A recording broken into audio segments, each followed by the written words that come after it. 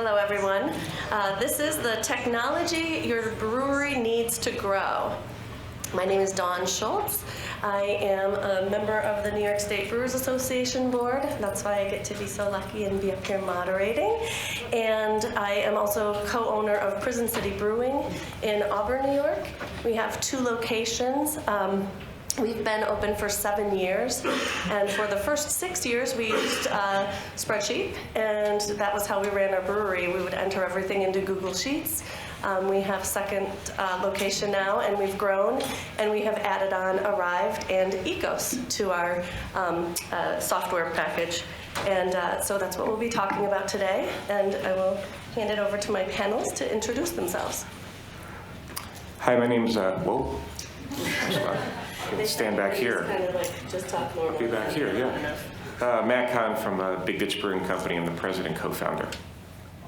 Randolph, Ellicottville Brewing Company, production manager. Eddie Del Castillo, front of house manager at Wolf Hollow Brewing Company. I'm Alec Johnson. I'm the solution engineer and head of industry with Ekos. And I'm Mike Student. I'm the Northeast sales rep for Arryved Point of Sale. We're based out of Boulder, Colorado. There's about 1,400 breweries throughout the country that we work with. And Dawn and Eddie are customers of ours. So. Welcome and thank you. So the way that we have this structured is we have it kind of broken into 3 sections. We're going to talk about productivity, and then performance, and then profitability, and then we'll have plenty of time for questions. So diving right into productivity, which is sort of back of the house, Matt and Reed, you guys both use Ekos. What are the biggest challenges with communication amongst your team, and how do you combat them? How do you guys communicate within your breweries? Sure, so just to talk about our brewery first. So we have a production brewery that runs 3 shifts, 5 days a week. So we've got a bunch of different teams all having to communicate and collaborate with each other. That's our brewery. On our tap room and restaurant side, we have a 7-day-a-week operation, lunch and dinner, so you have a lot of different crews, part-time employees coming in and out. Not really a technology thing necessarily, but we're big believers in shift handoff meetings. So every shift transfers information to the next shift, and that's true both on the tap room side and the brewery side. It's a pretty fixed agenda of things we go through: safety, quality, schedule, operations, challenges throughout the day. From a technology standpoint, we do have a program we use called Shift Notes. We use that really specifically for tap room, and that program will communicate really highlights of the day, challenges to look out for. You can schedule tasks for different members of management team. We record sales data in there so we can look back at it in future periods. That's probably our best technology that we use really for communication.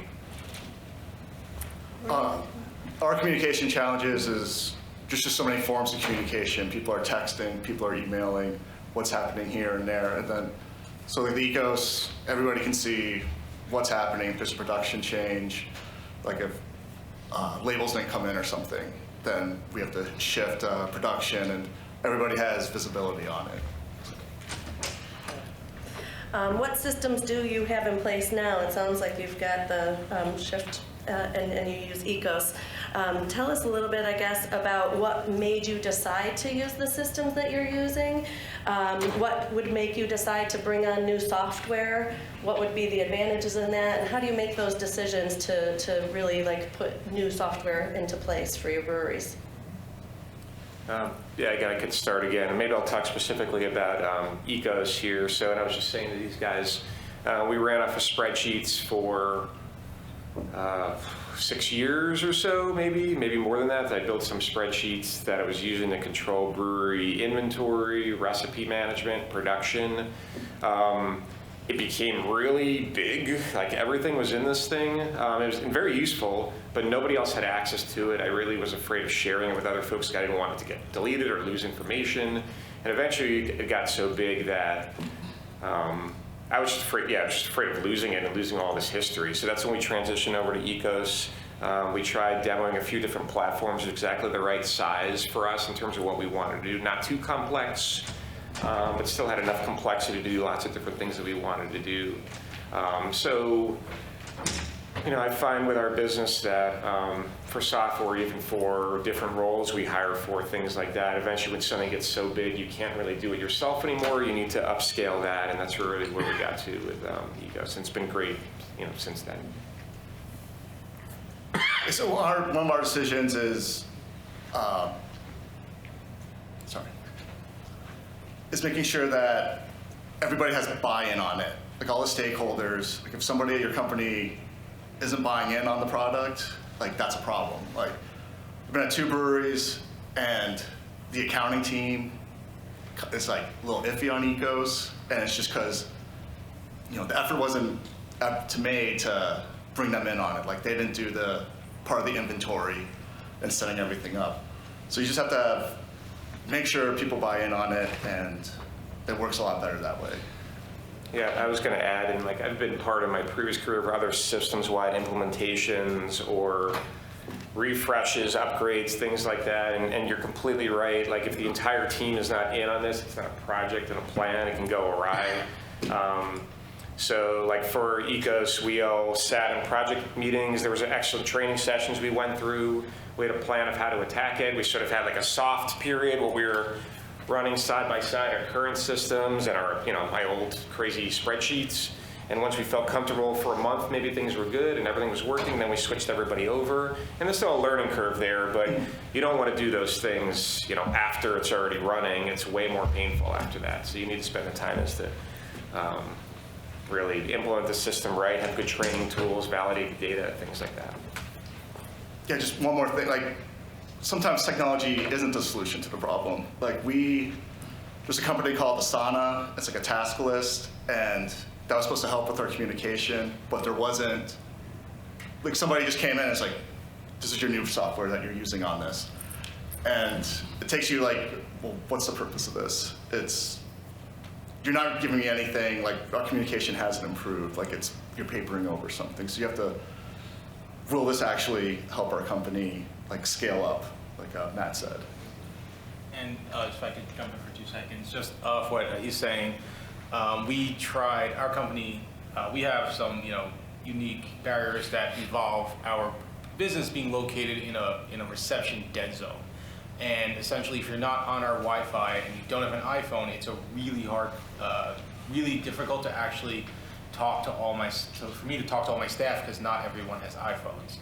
So it's one thing if they're on iPhone, I can just text on the Wi-Fi. If they don't, I have to like go run around outside to like message them if I need to text someone before they're coming in for their shift. So we don't have like an actual communication software. We tried to implement Slack probably a year and a half ago, and we kind of just said, you know, we kind of just said like, oh hey, we're going to use Slack. You know, we just asked everyone, you know, please download Slack, and there was not a company-wide buy-in to it, and because of that, it just went by the wayside very, very quickly without. And we, you know, that's partially my fault because I didn't really effectively explain to, you know, my small staff, my staff, why we were doing this, and so it went by the wayside, and our kind of, you know, communication issues have persisted a little bit, you know, with disseminating information, especially as things can change. You know, a long day, a long Saturday, a long weekend. You know,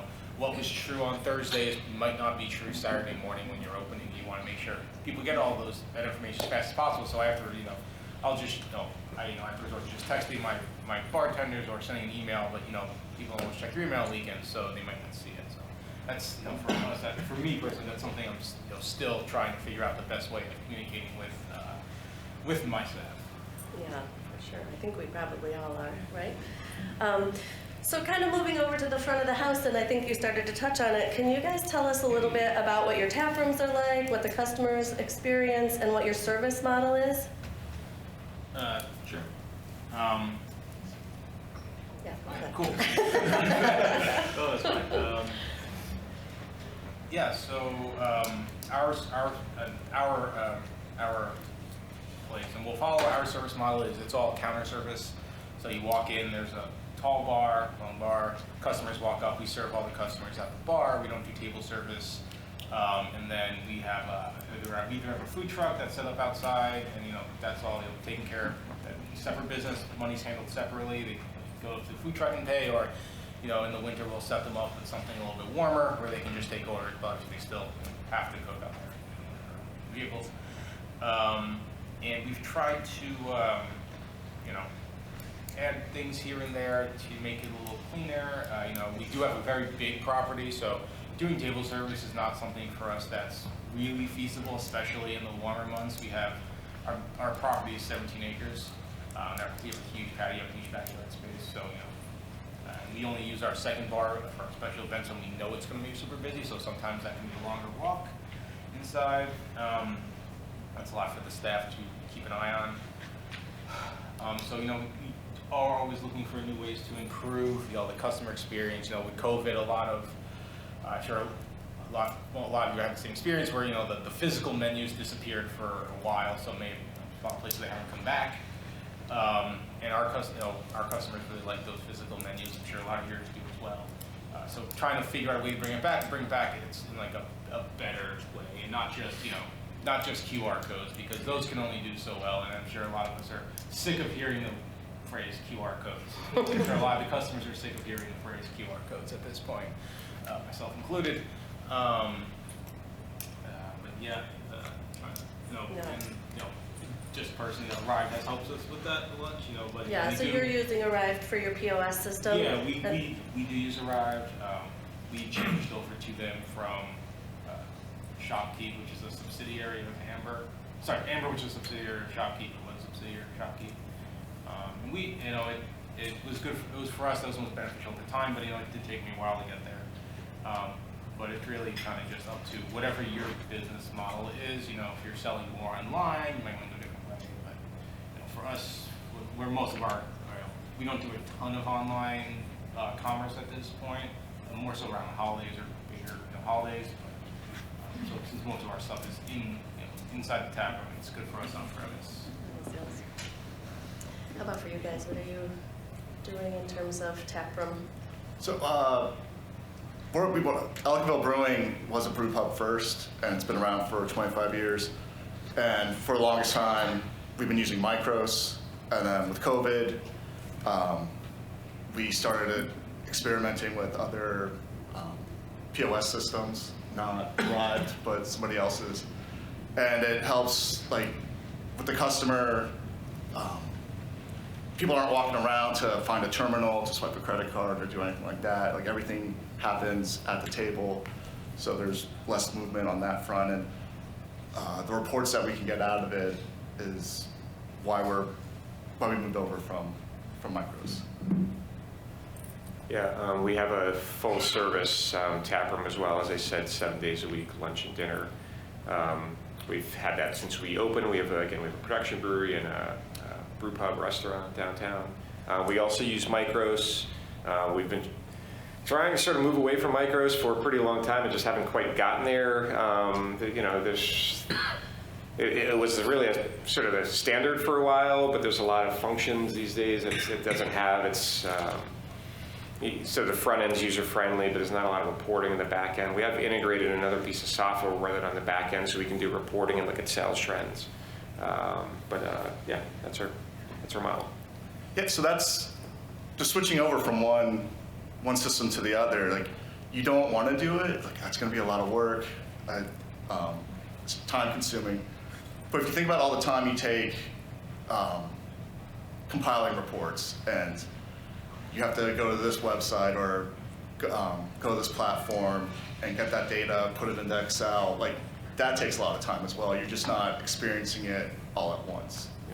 And then, it's hard to get some of that information real time with this current systems we have right now. It's going to the back end, putting a report and exporting it, and sending it out, and all this stuff. So it's definitely a downside of the system we have right now. And to add to what they're saying, one of the biggest reasons that I pushed to switch hours was because there was no real reporting aspect to it. It was very basic. It was good for a company that was, kind of starting up, low cost, all that, easy to use, more or less. But once you, start to grow and, there's more lines of revenue and all that stuff, it's just, especially as in COVID magnified it, we had to build a third-party online store when we had them go to-go service. And it really, kicked it, realized that you have to find a system or find something that's better reporting, because the reporting is really the biggest thing you're gonna want there. Seeing live sales data in the cloud, you can access it from anywhere. And that was really helpful to me. For me, who I do our staffing, it's really helpful for me to see, a graph. You see something here, you're seeing a graph like, hey, I need more staffing here at this time of the day, and I can cut back here because mine's here and then it's not here. So, I'd like to see that stuff is super helpful for me. Yeah, same. So tell me, did you guys, and I think probably a lot of this came out of COVID as a result, obviously QR codes, but in terms of other things within the tap room, what are you guys using and what do you use your software for in terms of like QR codes, or do you use it for loyalty programs? Are you able to do POS sales through it, any takeout and online sales, and how has that been working in terms of integrating with what you're using? I can start. Again, like I said, our taproom experience probably isn't super well integrated. It would be better if it was. We did implement during COVID and the shutdowns, we did online ordering through Square, actually. We had a Square system set up already for just doing like merchandise and little things. We wound up using that full build out for complete shipping and pickup orders for everything basically we had. Anything that we could sell, we would sell. We probably would have sold you the bar. So, and that definitely got us through a pretty tough time, and, people are still obviously using those systems today. So that's probably the best way we've really integrated technology into shifting to how things have changed over the last couple of years. Yeah, and when initially with COVID, when we had to build an online store, which we didn't have at the time, in 48 hours, we built it through our websites. We use Squarespace, and so we built a store through Squarespace, which was not integrated with our point of sale, which creates a whole other annoying issue of having to sales are not all in the same place. You have to reports from different places. It doesn't all go together. So when one of these, we switched over, having the point of sale and the online store were all in this, controlled by the same thing. They all go to the same place, and you can see the breakdown of the sales online versus bar sales, taproom sales, where they're coming, methodology by which they're coming in. That was one of the bigger reasons why we switched, for those, everything was disconnected, and that's really inefficient, and you should pull your hair out. Yeah, we did the same. That Square system, an order would come in, you got to manually enter that Square order into the POS and take the payment, but the payment doesn't go through there for Square orders, but it does for anything on the site, so it's pretty messy. Yeah, we're still doing that. Yeah. Go ahead. I don't understand how you guys have that problem, because we set up our store, we got told we were closing down, the rules came out on Monday, Tuesday we were closed, anyway, Wednesday I had my online store up, integrated with my POS system, which was Square, which I'm going to use, and still been using for 6 years. I'm going to be moving to live, but just to say here, you guys have such nightmares. Orders would come in, it would appear on my POS, it would do the order, it was either shipping or delivery, and we would take care of it, process it, the money was there on my POS. There was no separation at all. Yeah, we didn't have Arryved at the time. We had a total. No, I was using Square. Yeah, we didn't have Square. We didn't have. Like I said, the POS that company had been using since their inception was very basic and really had very low functionality. It was basically, it was just you could make it was just a quick dashboard and just sell stuff. It had no other functionality essentially. So we were, that was just, unfortunately for us, that's how we had, and we hadn't moved quick enough on updating our POS to a Square or whatever else that was available, and so that's what created our issues, is that we had two separate systems. That was the problem for us anyway. Yeah, as did we. So I mean, if you enter an order through Micros, it'll print a ticket in the kitchen, so you know what to make. We have our taproom space is, I think, maybe 5,000 square feet. It's actually pretty big upstairs and downstairs and that sort of thing. And again, when everything was shut down, we weren't using all that, but still to just change everything the way you're doing. Like some parts of it would change, some part we didn't want to completely change. So we did what we could to make it work. I mean, there's really some manual step. It wasn't a nightmare, but obviously not the most efficient way to do it. I didn't enjoy it. I did it 3 times with 3 different softwares. I have a lot of trauma from those first couple of weeks, just literally reloading every piece of information that we had from one into another one, into another one. Yeah. That's why we're with Arryved now. So tell me a little bit about, we've talked about QR codes and maybe using some software to save us time and energy and maybe potentially staffing. How does your employee engagement impact your guest experience? Like, how do you feel like the guests interacting with your employees matters? Is it okay to take some of that away? Talk to us a little bit about that. Personally, for us, taking it away would be a huge detriment because of where we're located, our general clientele. It wouldn't. My bartenders have to do a lot of massaging and talking through stuff with people, which they wouldn't get with if we took some of that away. So that's integral to us, and it definitely increases our sales. Increases the chance that people will come back, maybe have a second, maybe take something to go.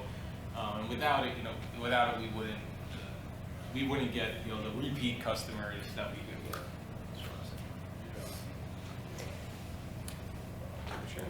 get. I was going to say, I mean, same for us as well too. I mean, service is sort of everything. You can make up for a lot with great service, but the reverse doesn't really work. If you've got excellent products and bad service, it doesn't work really well at all. So, the employee engagement service has to be high for us to be successful. Yeah, I'll add to that. I mean, it seems like a misunderstanding with a lot of people that technology can be put in place to replace staff and servers, but the idea is to enhance that experience, right? So I know we're talking about QR codes quite a bit, and a lot of times when I talk to people about QR codes, their initial reaction is, well, no, I want my staff to be able to talk to the guest. I don't want them just to scan a QR code and not be able to ask about beers or whatnot, or the history of my brewery, but that's not, the idea is not to do that. The idea is to give that staff member actually more time to interact with that guest, right? So think about if you're doing like a traditional service model. I go out to a table, I take an order in a traditional model. I want to go back to the bar, put that order in. Now I go wait for those beers to get ready, bring the beers out to the table, do that process over and over. So I'm walking back and forth. It's a lot of dead time. With a QR code, I can go up to that table, I can talk to that guest, like, hey, go ahead, scan the QR code, take a look what we have, let me know if you have any questions, walk to the next table, do the same thing. But the point is to keep that staff member in front of the guest and just using that technology to help them enhance that experience. It actually gives them more time to talk to the guest because they're not spending that time walking back and forth and wasting time, running to the bar and placing the orders in. So it is a new technology, and some people, you have to use it to your advantage, and you have to kind of get away from the thought process of like it's going to take from the experience, but use it to enhance the experience. So and that just comes with staff training. It also comes with whether or not your guests are kind of receptive to it. But the idea is use technology to experiment, essentially, right? See what works for your space. But it's definitely not the purpose of it is not to take away from that interaction at all. So. Yeah, I was just going to add that, like we say that the best servers are more than just order takers. You don't want to just be an order taker. You really want to explain the experience to the guests, explain your products, and guide them through the process of your tap room or brewery or tasting room, whatever it is. So anything that could probably shift it a little away from order taking and a little more to more experiential is a good thing. Yeah, and thank you, because that's my next question. We are probably all seeing a little bit of a crunch with labor, and that's going to be something we'll all have to address here pretty soon if we're not at the moment. So tell us a little bit maybe about how the software systems can help with that and how you use them to give a real positive experience for the guest.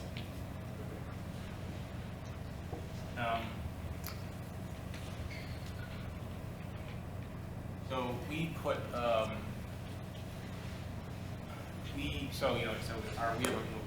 our service model. The customers come to the bar and we talk to them. It's kind of a nice way to interact right when they get in the door. You say hi, introduce yourself. Hi, how are you? And you're talking to them right away, and getting them what they want, have them find what they're looking for, and helping them, tell them how the place works, and keep them moving and tell them how to enjoy the place. Get them feeling how they enjoy the place best. So we have. Like I said, we have a lot of outdoor space, so inside, we do use QR codes currently at the moment. It's mostly because I'm trying to bring back the physical menus, at least for the inside of the tap room. I print it right now, it's kind of hard. But also, like, it would not be feasible for me to make as many menus as I would need to cover all the seating on my property. It's too much. It's a ton of paper, and if my tap list is changing once or twice a week, it's just gonna just losing money. So to cover the larger space, outside, we're sticking with that, with the QR code thing. I have a little menu I have, laminated. It's on every table. You can check our food trucks menu. You can check our food truck schedule. You can check our the draft list of what's on draft. It tells you the cans to go. It shows you the can pours, and then it'll update. As it changes throughout the day, that'll all update without me having to go through and change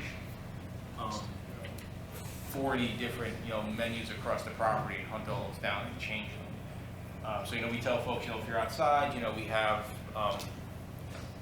technology. It's just that we have a draft list outside that you can see as long as the rain hasn't washed it out. It's out there in the back, so there's a draft list there if you want to see it. Also, check the scannable menus on all your tables. If you're all the way out in the back, our Wi-Fi covers our whole property.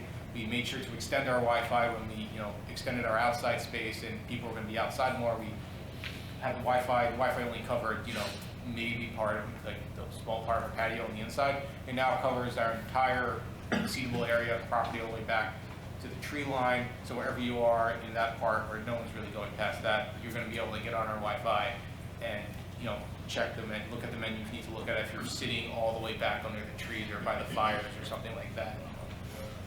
So that was that was the POS base, but we were extending the Wi-Fi, really. Putting that Wi-Fi extender in really helped us, people be able to see stuff and not have to, fight with the service out there to, and to get what they want or see what they want, I guess.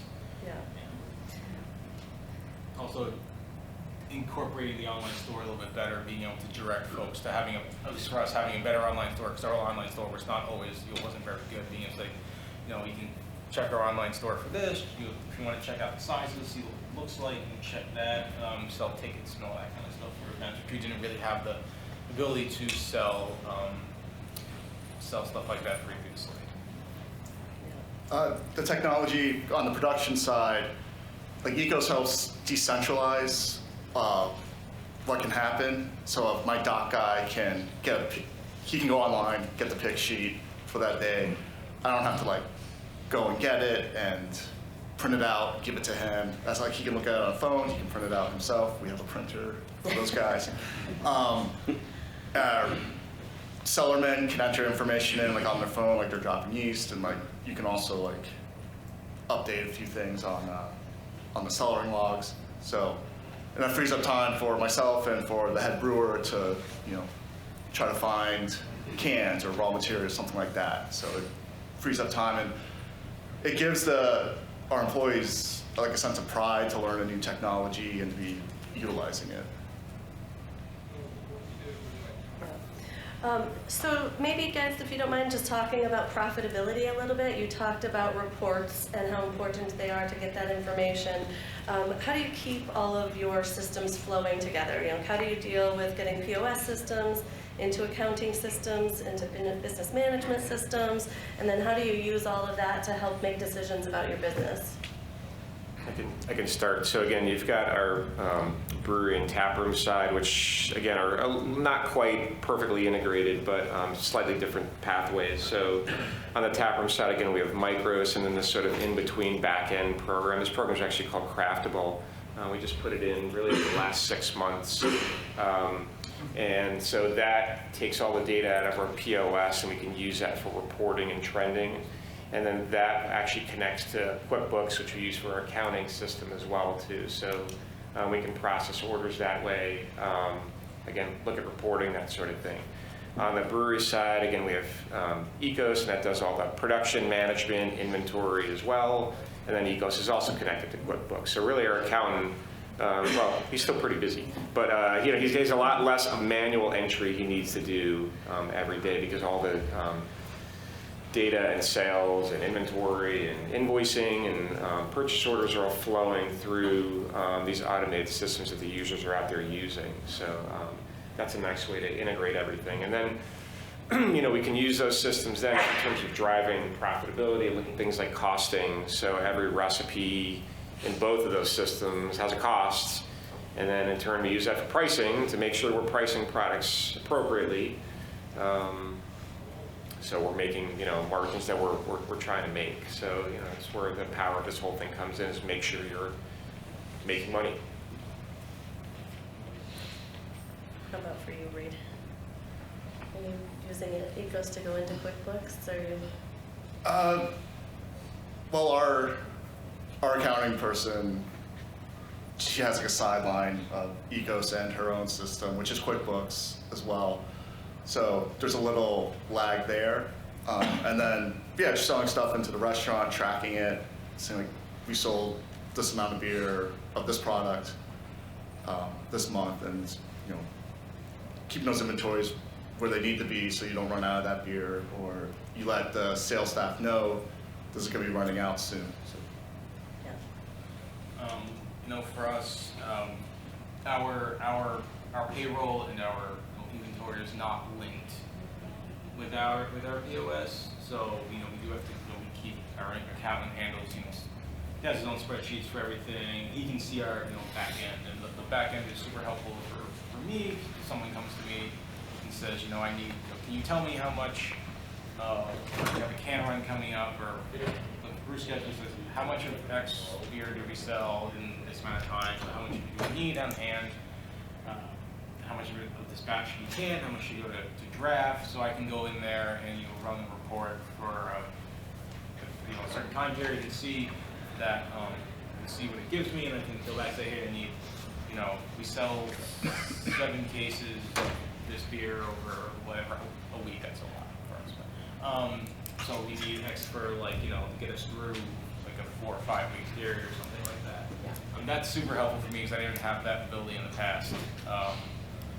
And being able to run ounceage reports is helpful for me to see how much we sold in a day. I can break it down by particular beer, and I can see having a back end that has a sales drill down, that I can go in and open up each individual item down to the size. I can see how much of each size of each beer we're selling, so it would give me an idea of, if I see we sold 50 units of our blonde ale, but then I go into that and it says only of the 50 units of all the different sizes we sell, if it says only 20 of those were pint sales, it can give me and you go down to the flight size, and it's but 30 of those were 4 ounce pours. It's okay, well, either there's a lot of fillets, or people are trying it and they're not really liking it.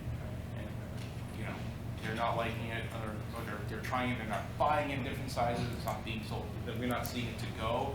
You can help us, kind of scale, hey, we want to make this beer, we have to make it less, because it's just sitting around, and full kegs full of beer just sitting around for long periods of time, your money's just sitting in the keg. It's not going anywhere, it's taking up space. I was just going to add one more thing, maybe just to slightly put these two guys in the spot a little bit from these two technology companies. But one of the things I wish we had more was better forecasting tools for sales. So, we have to do that sort of offline, taking previous data and trying to interpret, how things have been trending and seasonal patterns, that sort of thing. That's one of the things that I think we're missing, both for a taproom and brewery. So that's something I'd love to be able to add into both of those systems at some point. There's a lot that goes into that. That's not easy, but It's one of the And things. it sounds like with some of the data that you're using and being able to look at like packaging and what's selling and in what format, how do you use a lot of that to, and especially now, navigate with the supply chain challenges that we're all facing, raw materials, packaging materials? Are you using any of that information to kind of help along that? Yep. So both of the programs I referenced that we used previously, both will take in your ingredients that you're purchasing, assign a cost to them, and then roll them into a recipe so you have an idea what your finished products cost, whether it's a case of beer or it's a hamburger, something like that. And again, you can use that data then to track pricing, sales, and that sort of thing to make sure you're pricing appropriately. And you really need to do a pretty especially recently, very close look at these things because pricing is changing a lot. May cause you, for instance, on the food side to maybe think about getting pricing from different vendors. On the brewery side, like we'll do, pricing analysis maybe once a year with our wholesalers. At that time, you really want to have as good information as possible so you're not going to potentially price something and lose money for a whole year on a product. So that's, a huge power of having these systems. So with Ekos, like you can set up alerts for when your inventory gets below a certain level, and I find that very helpful. I've definitely raised that since the supply chain everything takes much longer. So usually I'm down to 5,000 units of something, and before COVID, I was a 2 or 3 week turnaround time. Now it's 7 to 8 weeks. So now when I get below 20,000 of case boxes, like, all right, I need to reorder this now so that it gets here in time. And that's a key feature for me. So I think if it's okay, we can maybe open it up to some questions. We have about 20 minutes. I just want to make sure that everybody has the opportunity to ask questions about software in general, technology, specifically Ekos and Arryved are here. We can tell you some of the other things that we're using if you'd like. Does anybody have any questions? Sure. Could I just ask the gentleman on the right, since you guys have moved on, how many are your systems? For myself, yeah. So our brewery, you mean? Yes. Yeah. We have a 20-barrel brewery. And about how much? We have a 60-barrel brew house and a 30-barrel brew house and a 10-barrel brew house. Okay. And about how much time daily or weekly do you spend on Ekos? Boy, I'm in and out of Ekos quite a lot on a daily basis, moving product around, checking reports, trending on sales. So I don't know. I mean, but it's minutes at a time, so I don't know. But maybe I spend an average of an hour on there a day. It depends what I'm doing. Sometimes it's going to be a little bit longer. I'm on there a lot, getting the BOLs ready, reconciling inventory discrepancies, and running reports and getting the COGS. So I'm on there probably 3 to 4 hours a day. Yeah, I was going to say we have a gentleman who works in our receiving department, so he's constantly shipping stuff out, receiving and shipping, constantly receiving stuff in, shipping stuff out. He's on there. He's either on the forklift or on Ekos. That's pretty much it. And what we tell people when they sign up with Ekos is going to become part of your standard operating procedures. So the time you're spending in spreadsheets or the time you're spending on a whiteboard, you'll be replacing that. You'll be in Ekos instead, handling all of that information. You mentioned some benefits to Ekos that you like about it, like the secrets are low and so on. Before you guys used Ekos, was there something else you used? Spreadsheets. Just sheets, not like orchestrated. Yeah, and those. Another brewery I worked at, we had orchestrated, and we had it for like 2 weeks. Like I came into the job, they had orchestrate, and it's just it's a beast. And we couldn't get the reports that we wanted out of it. You just couldn't get your COGS.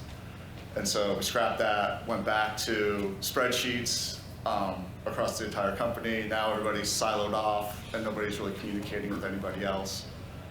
And then then one day Josh from Ekos just appeared at our door and he's like, I have this wonderful product. It's super intuitive. Like I'm not the most computer savvy person. but it's just easy to navigate, so. Yeah, we used spreadsheets as well. You know, we did look at a lot of different systems, including orchestrated beer, before we chose Ekos. I think that probably, you know, there's probably a right size solution for everybody. So maybe, you know, as we grow, maybe we'll outgrow what we're on, or maybe we won't, you know. I think if we were a lot smaller, maybe we wouldn't have wanted to necessarily go with Ekos. Maybe we wanted to go something a little smaller, but again, it had a lot of different functionality and, you know, sort of perfect for the size of business that we are. Which tier of Ekos do the two of you folks use? The way I understand it, there's, I think, two. There's one that comes with kind of an enhanced customer service, some like more problem solving on their end, and then one that's strictly support desk tickets. I'm just wondering what you found most functional. I don't think we have like the enhanced service, you know, option. I think that may have been an onboarding. We have two different onboardings, so when customers sign up, they can choose a different onboarding package. But like for customer support, you can call in, everybody can call in, email in, you can access our support team through the Ekos knowledge base. So there's not like a specific tier of Ekos where you can be assigned like a customer success manager or like one specific person to contact that knows your platform. So we have a customer success team, and that's the team you work with during onboarding. And you can obviously contact them as you get onboarded within the system. But we do have a technical support team, so as you are live in the software and have been onboarded, you can contact them. But yes, you can obviously contact the rep that you work with during onboarding. We had a dedicated, basically training. Someone working with us through training, which was excellent. And then since then, we sort of have a dedicated, like, I mean, not dedicated just to us, but someone we can reach to for issues. And someone who sort of does more the operations side, and someone who does a little more the accounting side for us. So, and then, yeah, as you had said, that there's a pretty good knowledge base of questions and user input out there. You know, it won't solve all your problems, but at least give you some good places to start and things to try. So you guys both said that like the first 6 or so years you just did spreadsheets and whatnot, and you know moved over to Ekos and it's been great. Like somebody like me who's just starting out with 5-barrel brew house tap room, is it worth going with Ekos, you know, now, or you know, do we go the spreadsheet route and you know have at it, like you know looking back? Like Matt said earlier, like there's like a scaling portion. I'd say at your level, spreadsheets are the way to go. It's just when more people have to touch the data, that's when you want to look at having a more unified system. We've got, by now, I think 7 or 8 wholesalers. So we're producing products and shipping them out every day. So it depends on what your business model is. I mean, you could have a 5-barrel system and still have a lot of different customers, and that might be tough to manage just off of spreadsheets, you know. But, you know, again, I agree. There's usually I like to, you know, start small, understand what the limitations are, and then if you want to invest some money later, you can always do that. You know, you don't obviously want to get into something that you can't manage, but you also don't want to spend money in places you don't need it. So. Matt, how did you find the onboarding and support from Craftable? Yeah, so I wasn't as directly as involved in the onboarding support. I was just maybe a little bit higher level, and our, you know, some of our taproom managers were a lot more focused there. But you know, overall, it was pretty good. We really had all the support we needed. They took us through some of the training. Again, the launch wasn't perfect for a few different reasons. So, like, the onboarding support and training for any of these systems is only going to be as good as the person on your team running that. And we did a lot of things right, but there were a few things we missed.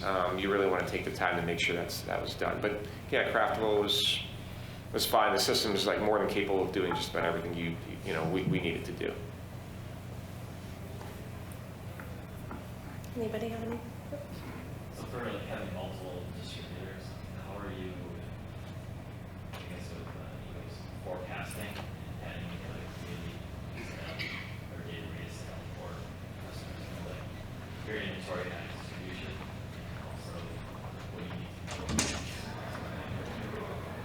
there's a forecasting tool on, like you put your orders in for as far out as you can.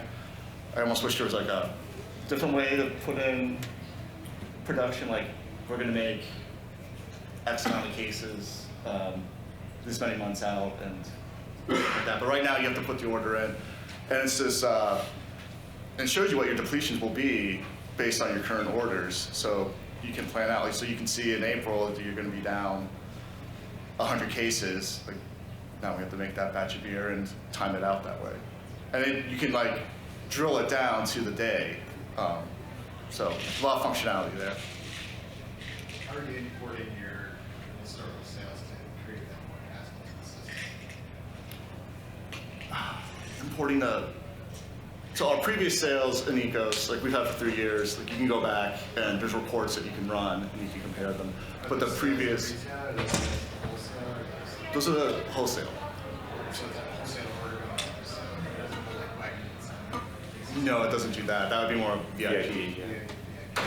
So Yeah. are you putting that VIP data into Ekos to generate forecasting, or is it just coming out of Ekos? Unless I'm wrong, I don't believe that you can forward predict sales. Currently, cannot. Right, so I think what you're referring to is we can, I'll tell you exactly what our process is. So we sum up all the VIP data from all the wholesalers. That gives us a forecast on each SKU.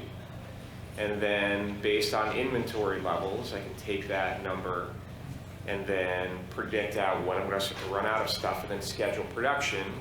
I usually schedule our production for, I don't know, a month, 6 weeks, something like that, and that'll drive demand for all the materials that you'll see in the forecasting. So the forecasting tool in Ekos really is for on a material basis, but it doesn't do the, like forward predicting, here's what your sales are going to be. That's what I would love to have at some point. But that's all done again on spreadsheet right now. It's just taking all that data. And then the algorithms used to come up with what your forecast is going to be. I mean, there's a number of different ways to do it, and we're experimenting with different things. Historically, I've just done like previous 4 weeks average of sales, but that doesn't work very well when you change seasons. So, you know, there's a lot that goes into that. You just mentioned that was something you love to see with Ekos. How often, you know, I'm sure you're getting input, like, oh, you'd like to see this, it'd be great to have that. Yeah. I mean, how often would you say, like, quarterly, like, or semi-annually, would you say, like, hey, new updates? I mean, I'm sure ebbs and Yeah. flows, but do you find you're doing it often? Oh, absolutely. Yeah, we're constantly making updates to the software. I'd say 70 to 75% of all enhancements have been requests from users. Now, again, they were on our roadmap to begin with, but we're constantly talking to our customers. Hey, what's going to make your experience with Ekos better? You know, what can we do to make it better? Because, like Matt was saying, I guarantee you, he's not the only person asking for this feature. There's multiple people asking for it, so it's obviously going to benefit him, but it's going to benefit every other brewer. And there's like the knowledge base, it's like a community, like imagine like a pro brewer forum, but specifically for Eco. And you can put in, like, you can just write a note like, I want to see this, and then people can say, agree with that, and I imagine it puts more eyes on Absolutely. on the thing that you want to see implemented.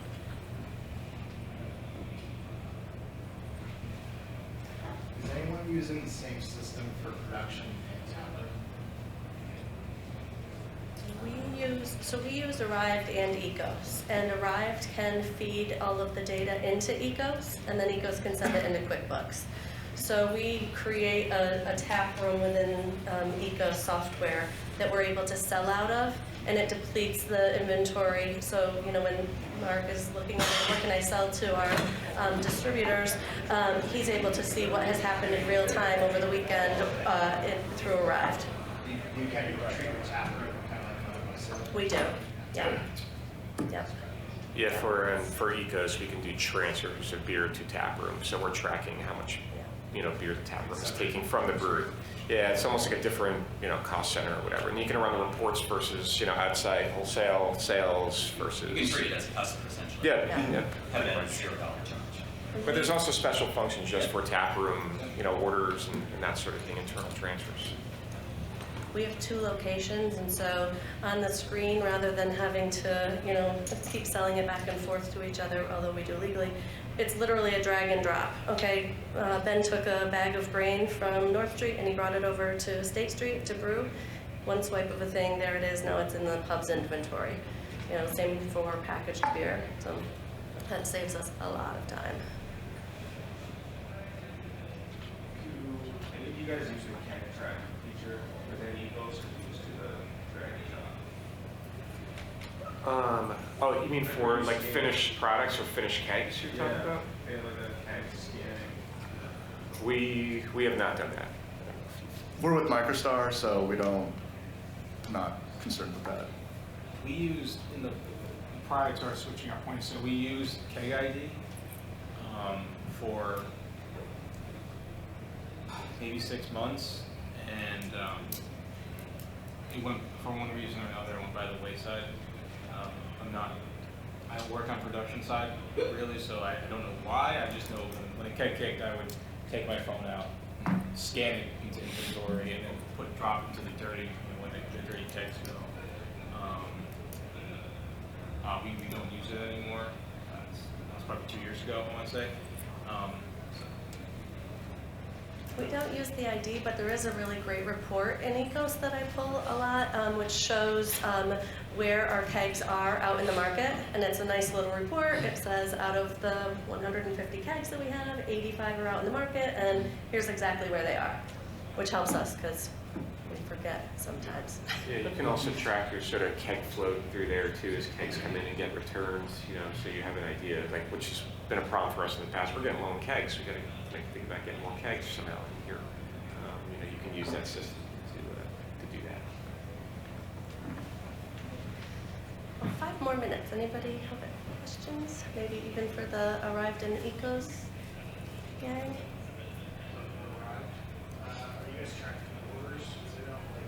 Our biggest problem, that I have with sadly was through Square, it's great to see when your sales are actually happening, but that's also a cash and out rush.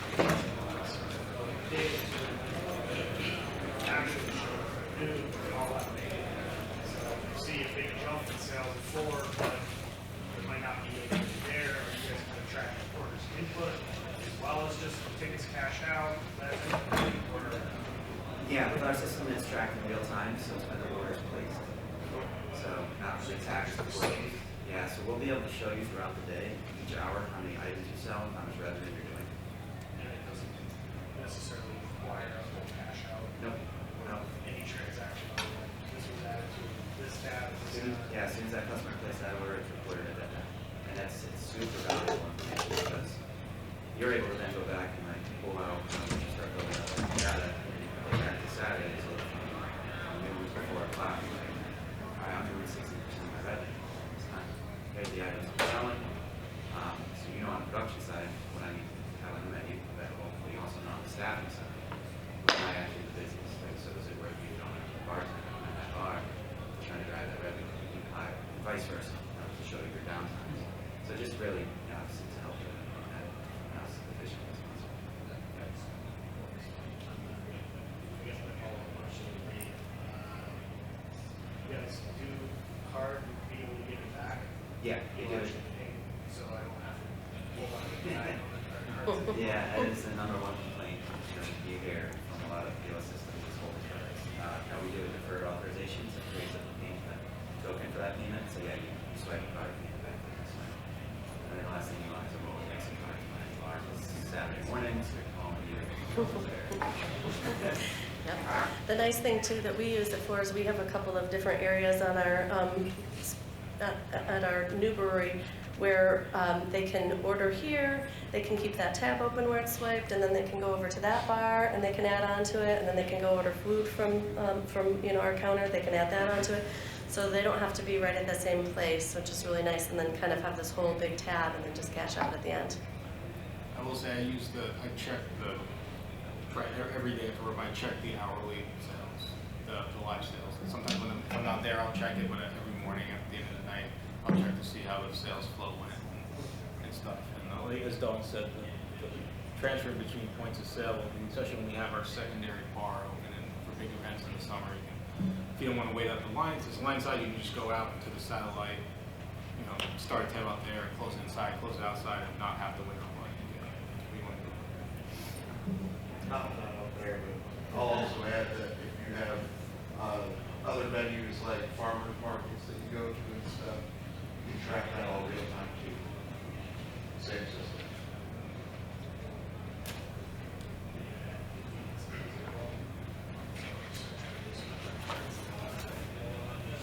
You can't, it won't be exact dollar for dollar. You do like a 3%. Yeah, it's great. Yep. You can also do cash discounts where you can those types of things.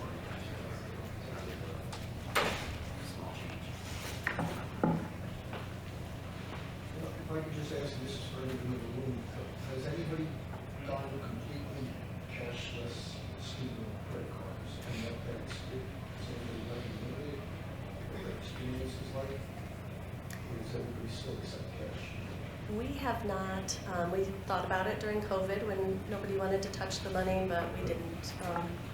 I think that in some cases you might want to put an ATM in your location if you're considering that, but we haven't. No, I was going to say, going the other way, cashless. Oh, yeah, sorry. Then you don't need the ATM. But no, we haven't. Yeah, we have customers that just card owners.